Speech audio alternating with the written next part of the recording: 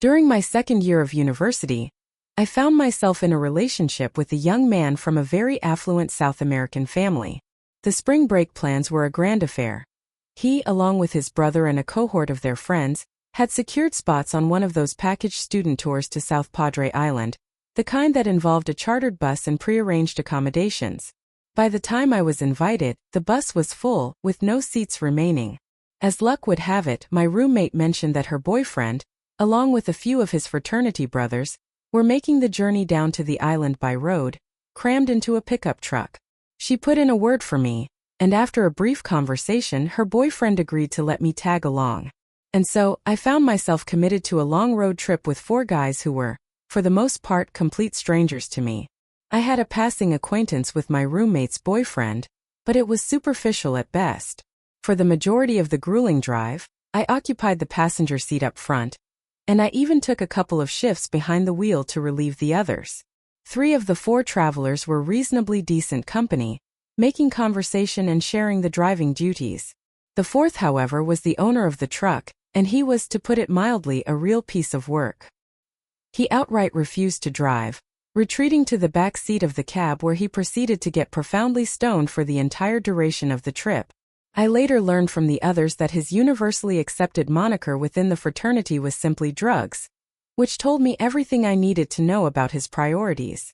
Our collective luggage, including my own suitcase, was all stowed in the open bed of the pickup truck, exposed to the elements. At the time, it didn't strike me as a cause for concern. It seemed the most logical place to put everything. After what felt like an eternity on the road, we finally arrived at the chaotic, sun-drenched chaos of South Padre. My boyfriend was already there, waiting for me at the drop-off point.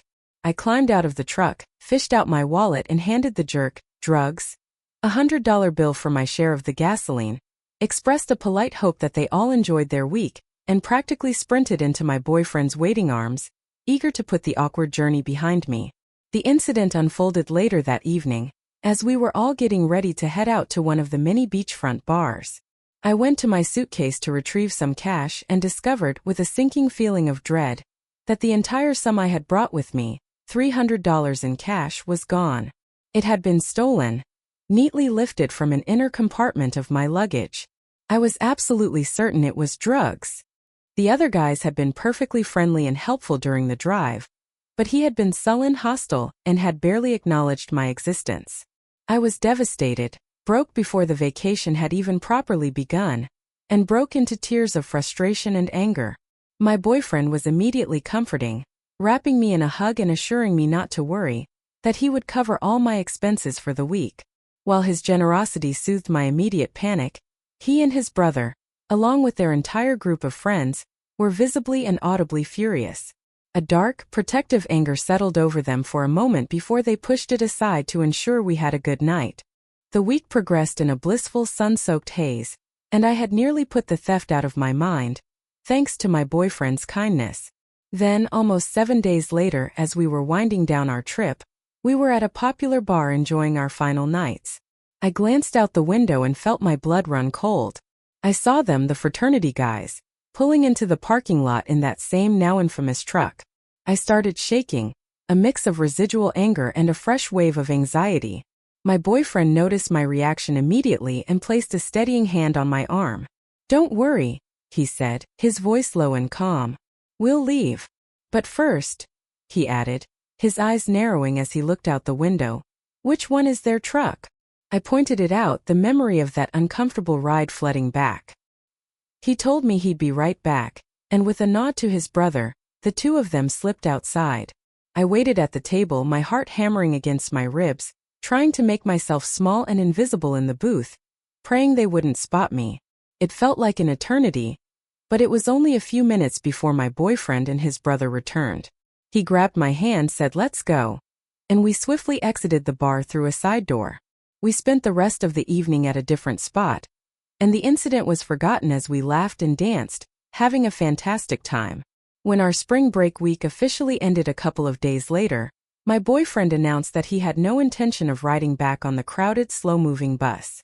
He'd booked us 2 plane tickets out of the nearby Brownsville airport to fly home. It felt incredibly luxurious and was a wonderful end to the trip. While we were sitting in the departure lounge waiting for our flight to be called, he turned to me with a slight, cryptic smile. "That guy," he said. "Drugs. He's fucked."